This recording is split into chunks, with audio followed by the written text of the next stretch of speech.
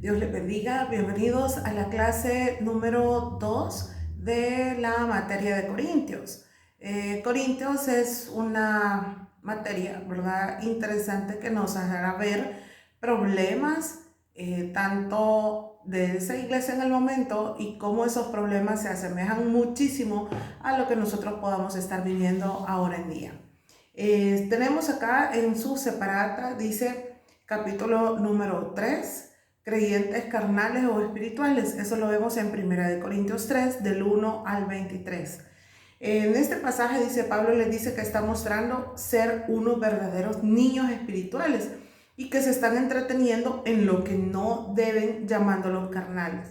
Producir una división es algo muy grave y que hace perder muchas fuerzas e ilusiones a la propia iglesia, llevándola muchas veces a profundas crisis difíciles de superar.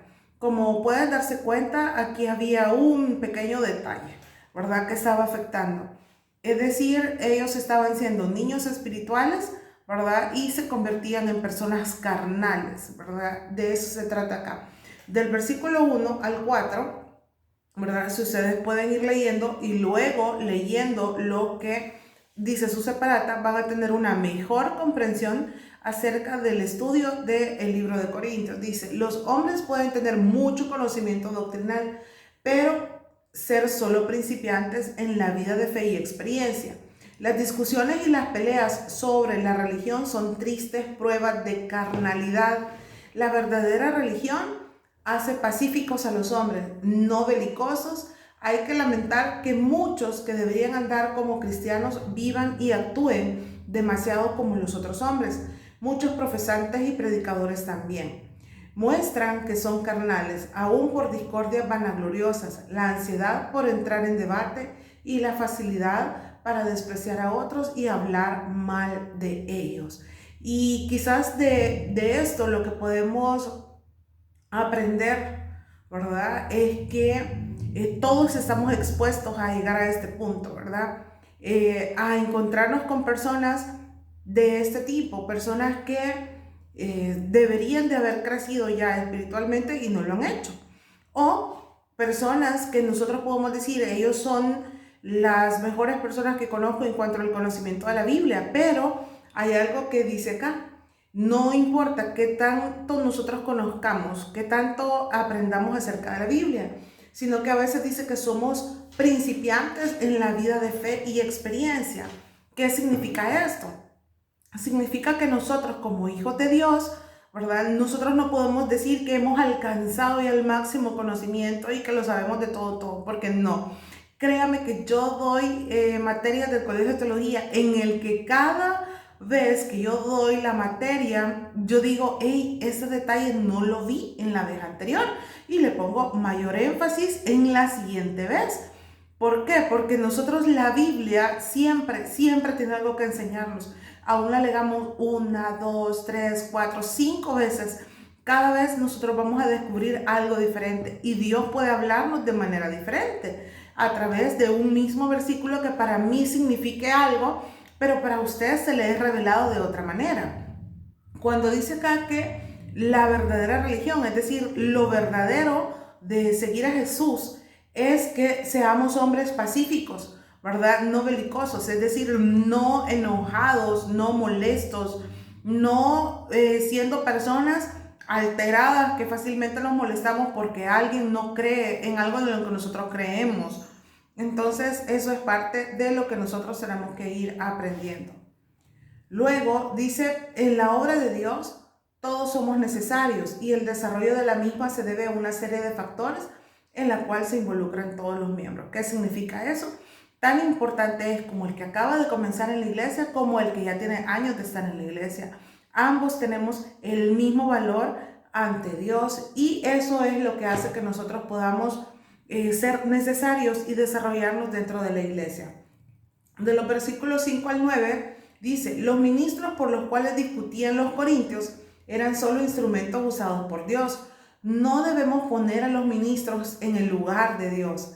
Esto es, y me detengo acá porque esto es sumamente clave, ¿verdad? Cuando nosotros ponemos nuestra mirada en personas, estas personas nos pueden fallar. Entonces, si nuestra mirada está en las personas que fallan, obviamente nuestra fe se va a debilitar. Por eso dice acá, no debemos poner a los ministros en el lugar de Dios. Ellos, al igual que nosotros, son seres humanos. ¿Están tratando de hacer mejor las cosas? Sí. ¿Lo pueden hacer? Sí. Pero también se pueden equivocar. Dice, el que planta y el que riega son uno, empleados por un maestro, encargados de la misma revelación, ocupados en una obra y dedicados a una intención. Tienen sus dones diferentes del solo y mismo espíritu, para los mismos propósitos, y deben ejecutar de todo corazón la misma intención. A los que trabajan más duro, les irá mejor. Los que sean más fieles, tendrán la recompensa mayor. Obran con Dios para promover los propósitos de su gloria y la salvación de almas preciosas. Y aquel que conoce su obra se ocupará de que no laboren en vano. Son empleados en su viña y en su casa, y él se ocupará cuidadosamente de ellos. Es necesario cambiar el carácter individualista por el de cooperación y trabajo de equipo, aprender a hacerlo de acuerdo a los dones y capacidades individuales. Creo que está bastante claro que el problema era que unos decían, yo soy de esta persona, yo soy de esa otra persona. Al final, lo que se requería era que ambas personas reconocieran que Jesús era el Señor de sus vidas y que trabajaban para el mismo Dios. Aquí hay algo importante, quizás hay una frase que me gusta mucho, donde dice de que es necesario cambiar el carácter individualista por el de cooperación y trabajo en equipo. Todos nosotros, o sea, no importando el momento en el que nosotros llegamos a conocer a Jesús, todos somos importantes y unos podemos levantar a otros. Y cuando aún los que ya tenemos años de estar acá caemos, a veces alguien que recién llega puede ayudar a levantarnos. Entonces, esto se trata de cooperación, juntos, trabajarlo juntos, ¿verdad? No de un movimiento individualista donde decimos, no, yo solo puedo con esto, no necesito de alguien más. Creo que en la carrera que todos llevamos, ¿verdad? Nos podemos dar cuenta de eso, que llega un punto en la vida en que sabemos que necesitamos de otro, definitivamente que sí, y Dios se encarga de que nosotros lo aprendamos de una u de otra manera. Luego tenemos los versículos del 10 al 15, donde dice que el apóstol era un perito constructor, pero la gracia de Dios lo hizo así. El orgullo espiritual es abominable, es usar los favores más grandes de Dios para alimentar nuestra vanidad y hacer ídolos de nosotros mismos. Pero que todo hombre se cuide, puede hacer mala edificación sobre un fundamento bueno. Nada debe ponerse encima, sino lo que el fundamento soporte, y que sea de una pieza con él. No nos atrevamos a unir una vida meramente humana o carnal con la fe divina. Dice acá, la corrupción del pecado con la confesión del cristianismo. Cristo es la roca de todos los tiempos, firme, eterno e inmutable, capaz de soportar de todas maneras todo el peso que Dios mismo o el pecador pueda poner encima de él. Tampoco hay salvación en ningún otro. Definitivamente que eso usted y yo lo conocemos, y de eso se trata, que nosotros a través de esta materia nosotros podamos darnos cuenta de que Él, ¿verdad? Es el único, ¿verdad? A pesar de todos los errores que nosotros podamos tener, es el único que nos puede levantar, es el único que nos puede ayudar y es el único que nos va a perdonar, ¿verdad? Porque muchas veces quizás nos equivocamos y otra gente pueda juzgarnos y en lugar de levantarnos, hundirnos. Pero tenemos a Jesús, ¿verdad? El que siempre va a estar ahí para levantar nuestras vidas.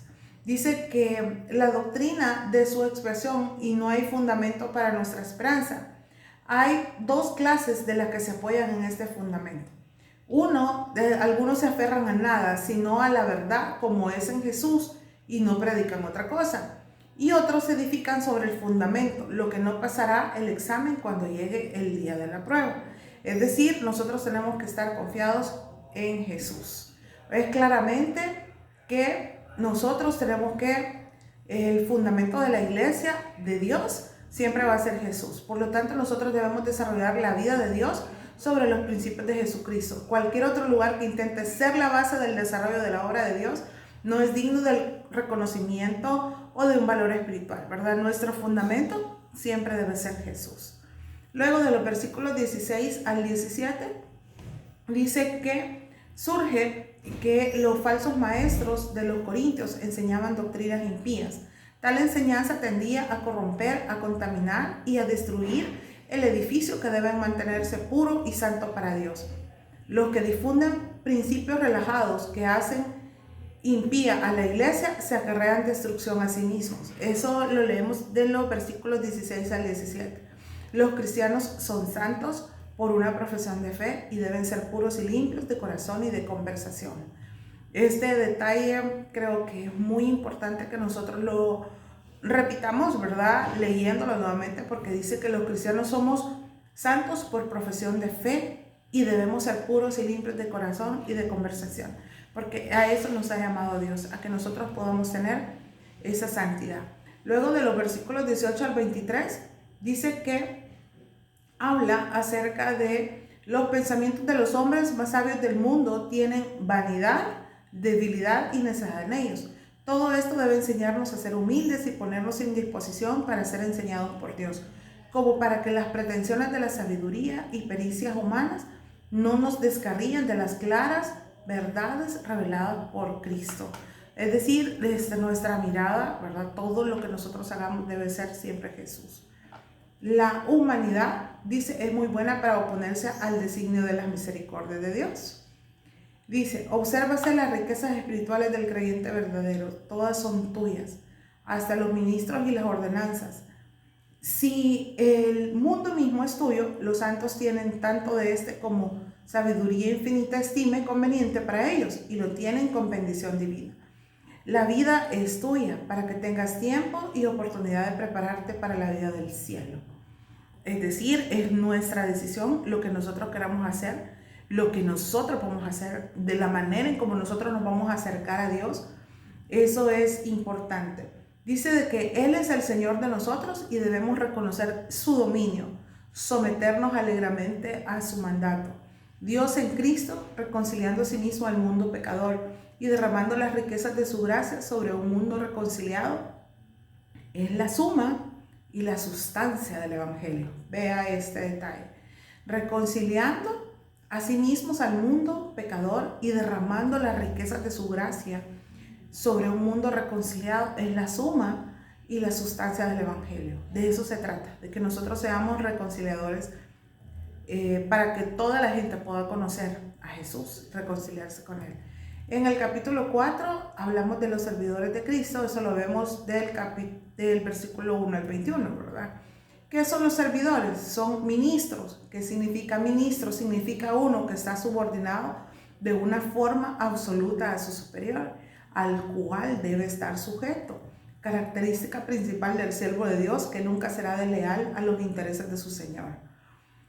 Cuando nosotros decimos que somos servidores, cuando nosotros decimos que somos ministros, es una palabra muy grande, de verdad, que servidores, ¿verdad? Viene de servidumbre, es decir, vamos a hacer totalmente lo que Dios diga que nosotros debemos de hacer, porque Él es nuestro amo, a Él nosotros le servimos, ¿verdad? Luego del versículo 1 al 6, los apóstoles, dice, solo eran siervos de Cristo, pero no tenían que ser menospreciados, y se les había encargado una gran misión, y por esa razón tenían un oficio honroso.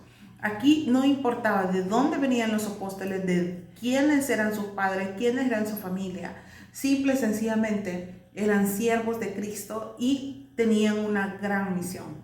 Pablo dice tenía una justa preocupación por su reputación, pero sabía que aquel que apunta principalmente a complacer a los hombres no resultará ser un siervo fiel de Cristo. Querer complacer a los hombres no nos indica que vayamos a hacer las cosas bien, porque significa que vamos a desobedecer lo que Cristo ha dicho que nosotros hagamos.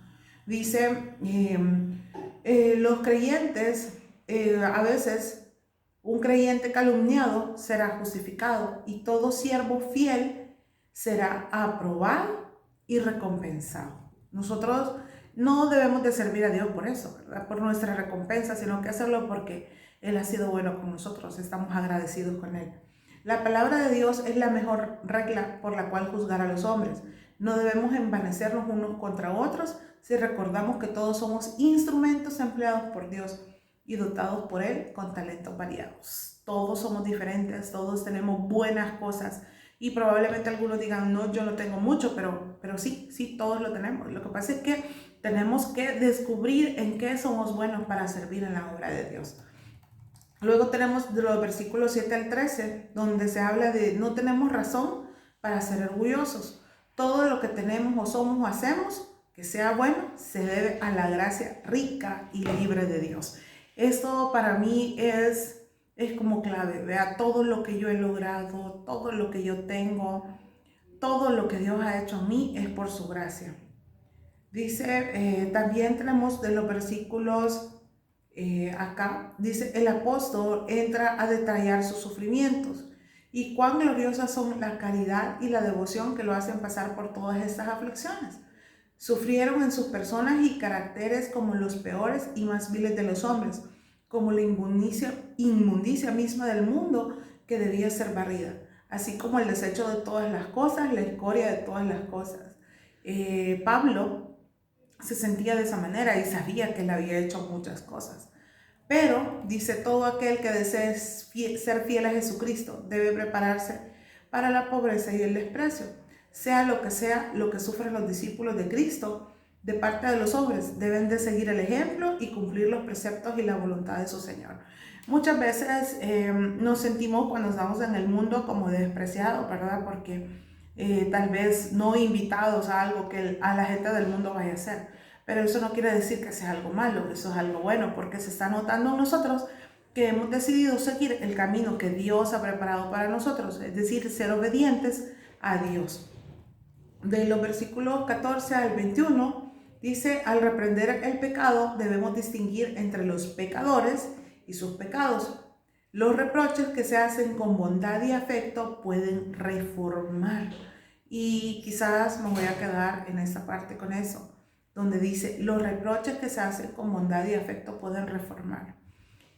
Pablo intentó, de verdad, intentó muchísimo, ¿verdad? Hablar de una manera muy cuidadosa con los corintios, aunque a veces les daba algunas palabras un poco duras.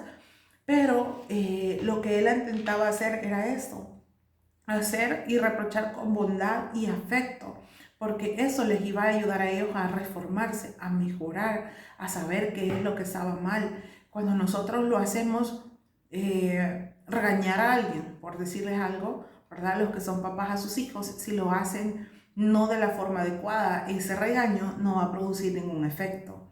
Tiene que ser con bondad y afecto cada vez que nosotros llamamos la atención. Y eso va a dar resultados, porque va a haber un cambio en las personas. Los cristianos, dice, pueden errar y diferir en sus puntos de vista, pero Cristo y la verdad cristiana son los mismos, ayer, hoy y siempre. Donde quiera que el evangelio sea eficaz, no solo va de palabra, sino también con poder por el Espíritu Santo, reviviendo pecadores muertos, librando a las personas de la esclavitud del pecado, de Satanás, renovándolos por dentro y por fuera, consolando, fortaleciendo, confirmando a los santos, lo que no puede hacerse con palabras persuasivas de los hombres, sino por el poder de Dios. Y es una condición feliz que un espíritu de amor y mansedumbre lleve la vara, pero manteniendo una justa autoridad. Y quizás esto es como lo mejor que nosotros podemos hacer. Dice, una condición feliz que un espíritu de amor y mansedumbre lleve la vara, pero manteniendo una justa autoridad. Significa que hay cristianos, ¿verdad? Y créame que conozco varios, y entre ellos hay alguien que me ha buscado a mí para que yo le dé un consejo, sabiendo yo de antemano que la condición en la que ella está ante Dios no es algo bueno, ¿verdad? Sino que es algo que ella tiene que cambiar. Pero obviamente yo no puedo decirle a ella, mire, su vida está en pecado, su vida tiene que cambiarla, sino que tenemos que hacerlo así, con las palabras adecuadas.